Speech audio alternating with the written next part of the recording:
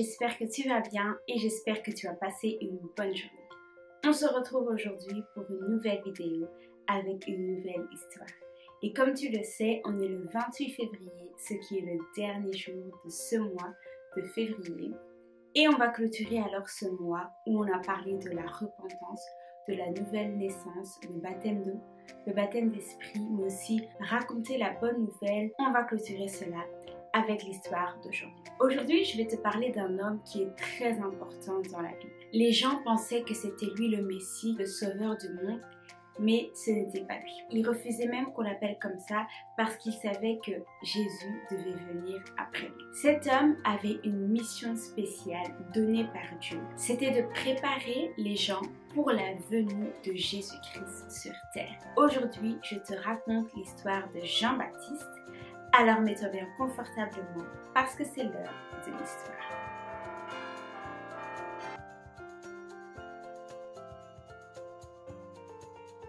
Il y a des années, le roi Hérode était le roi de Judée. Il y avait un prêtre qui s'appelait Zacharie et sa femme s'appelait Élisabeth. Les deux étaient très vieux, mais ils étaient juste devant Dieu, ils étaient obéissants et ils n'avaient pas d'enfant. Ils demandaient à Dieu de leur donner un enfant, mais ils n'avaient pas encore vu l'exaucement de leur prière. Mais ils continuaient quand même à être obéissants, à servir Dieu, à être juste devant Dieu. Un jour, Zacharie était parti dans le temple de Dieu pour offrir le parfum à Dieu. Il y avait des hommes qui étaient restés dehors et eux étaient en train de prier. Pendant que le peuple priait et que Zacharie était dans le temple, un ange est venu voir Zacharie. Zacharie a eu très peur, mais il était aussi troublé.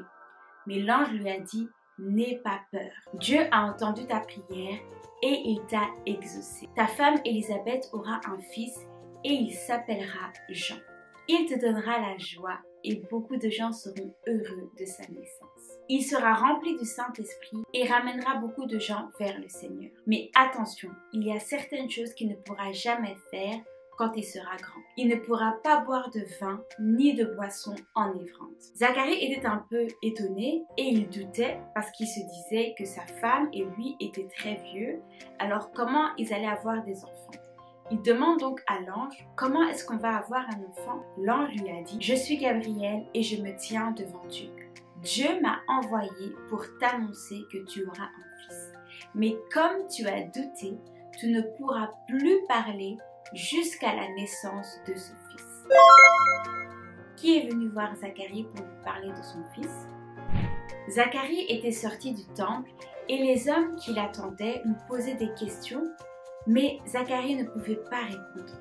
Il ne savait pas que l'ange Gabriel lui avait dit qu'il ne pourra plus parler jusqu'à la naissance du bébé. Quelque temps plus tard, Élisabeth est devenue enceinte. C'était une bonne nouvelle. Zacharie et Élisabeth étaient trop contents. Mais Zacharie ne pouvait toujours pas parler. Élisabeth avait une cousine qui était aussi enceinte. Cette cousine, c'est Marie, la maman de Jésus. L'ange Gabriel avait dit à Marie d'aller visiter Élisabeth qui était enceinte. Et quand Marie est arrivée chez Élisabeth et qu'elle l'a saluée, Élisabeth a senti le bébé dans son ventre bouger.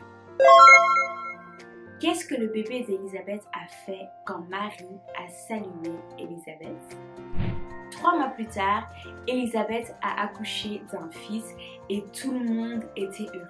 Mais lorsqu'on devait donner un nom au bébé d'Élisabeth, les gens disaient qu'on devait l'appeler Zacharie. Élisabeth disait non, on ne va pas l'appeler Zacharie, on va l'appeler Jean.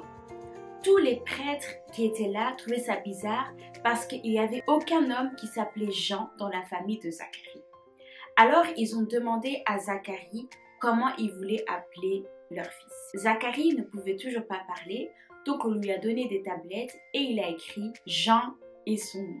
Et à l'instant même, la bouche de Zacharie s'est ouverte et il a commencé à parler et à glorifier Dieu. Les gens qui étaient autour d'eux ont su que Dieu était vraiment avec cet enfant et ils ont même dit que cet enfant allait accomplir de grandes choses dans le monde. Comment s'appelle le fils de Zacharie et d'Élisabeth? Quelques années plus tard, Jean est devenu un grand homme puissant un grand homme de Dieu. Il parlait aux gens de la venue du Fils de Dieu et il disait à chaque fois « Repentez-vous car le royaume de Dieu est proche ». On l'appelait Jean-Baptiste parce qu'il baptisait les gens. On pensait que c'était lui le Christ, le sauveur du monde, mais ce n'était pas lui. Jean était juste venu préparer le chemin pour la venue de Jésus. Il baptisait d'eau pour amener les gens à la repentance, mais Jésus qui allait venir après lui serait plus puissant et lui allait baptiser d'esprit et de feu. Un jour, Jésus est venu vers Jean pour qu'il le baptise. Jean a dit « Non, c'est toi qui es plus grand que moi, tu es plus puissant, tu es le Fils de Dieu. Comment veux-tu que moi, Jean, je te baptise ?» Jésus lui a dit « Fais seulement, baptise-moi. » Jean a accepté et il a donc baptisé Jésus. Dès qu'il a fait cela, les cieux se sont ouverts et il a vu l'Esprit de Dieu descendre comme une colombe et venir sur Jésus. Ensuite, on a entendu une voix des cieux dire « Celui-ci est mon Fils bien-aimé, en qui j'ai mis toute mon affection. » Après cela, Jean continuait à baptiser les hommes et il disait de se repentir parce que le royaume de Dieu était proche. Mais Hérode n'aimait pas Jean. Il n'aimait pas Jean parce que Jean lui avait dit qu'il ne pouvait pas se marier avec la femme Hérodiade.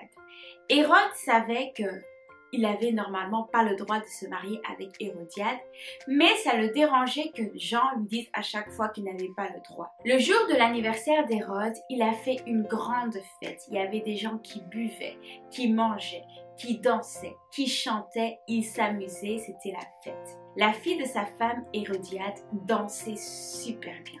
Et Hérode trouvait ça tellement magnifique qu'il lui a dit qu'elle pouvait lui demander tout ce qu'elle voulait et qu'il allait lui offrir cette chose-là. La fille d'Hérodiade ne savait pas ce qu'elle pouvait demander parce que Hérode avait dit « Même si tu me demandes la moitié de mon royaume, je te le donnerai. » Elle ne savait vraiment pas ce qu'elle pouvait demander, alors elle est partie chez sa maman pour qu'elle lui donne des idées. Sa maman n'a pas réfléchi longtemps. Elle n'aimait pas Jean-Baptiste, alors pour elle, c'était l'occasion parfaite pour faire du mal à Jean-Baptiste. Elle a dit à sa fille qu'elle devait demander à Hérode la mort de Jean-Baptiste. Hérode était vraiment triste quand il a entendu ce que la fille demandait. Mais comme il avait fait une promesse, il était obligé de faire ce qu'il avait dit. Alors il a envoyé des gens couper la tête de Jean-Baptiste. Qu'est-ce que la fille d'Hérodiade a demandé? Les amis de Jean-Baptiste avaient appris que Hérode avait coupé la tête de Jean-Baptiste et ils étaient tellement tristes parce que Jean-Baptiste n'était plus là. Mais une chose qui réjouissait quand même leur cœur, c'est que Jean-Baptiste avait accompli la mission de Dieu. Il était venu sur terre pour préparer le chemin pour la venue de Christ. Et c'est ce qu'il a fait. Il a pu parler de la parole de Dieu à plusieurs personnes et a pu partager la parole de repentance à des milliers de personnes. Voilà, c'était l'histoire d'aujourd'hui. J'espère que l'histoire t'a plu et que tu as pu apprendre de nouvelles choses. Aujourd'hui, on a parlé de Jean-Baptiste, celui qui criait « Repentez-vous car le royaume de Dieu est proche ». Avant la naissance de Jean-Baptiste, Dieu avait envoyé un ange parler à Zacharie pour lui dire comment Jean-Baptiste serait. Il lui avait dit ce que Jean-Baptiste allait faire et il lui avait dit aussi ce que Jean-Baptiste ne pourrait jamais faire. Il ne pourrait jamais boire de vin ni de boisson forte. Et en grandissant, Jean-Baptiste a toujours gardé cette obéissance et il n'a jamais bu de vin ni de boisson enivrante. Et on voit que Dieu l'a vraiment beaucoup utilisé pour ramener les gens vers la repentance. Et Jean-Baptiste est un peu comme Jonas. Il disait aux gens d'arrêter leur mauvaise voie pour revenir à Dieu, pour revenir à l'obéissance. Dieu peut parler à des parents avant la naissance de leur enfant pour leur dire ce qu'il va devenir. Parce que Dieu a une mission pour chacun d'entre nous. Ta venue ici sur terre est très importante. Tu as un grand rôle à jouer sur terre. N'en doute jamais. Pendant cette vidéo, je t'ai posé plusieurs questions et maintenant je vais te donner les réponses à ces questions. La première question était: qui est venu voir Zacharie pour lui parler de son fils? l'ange Gabriel. La deuxième question était: qu'a fait le bébé d'Élisabeth quand Marie l'a salué? Il a bougé dans le ventre. La troisième question était: comment s'appelle le fils de Zacharie et d'Élisabeth? Jean. Et la quatrième question était: qu'est-ce que la fille a demandé à Hérode? Elle a demandé la tête de Jean-Baptiste. Elle a demandé sa mort. Voilà, c'était tout pour aujourd'hui. N'hésite pas de partager cette histoire à tes frères, tes sœurs, tes amis au monde entier. Et on se dit à très bientôt pour une nouvelle vidéo avec une nouvelle histoire. Je prie déjà pour ton mois de mars, qu'il soit un mois béni, un mois rempli de révélations, un mois où tu vas vraiment aimer la parole plus qu'avant. Que Dieu te bénisse.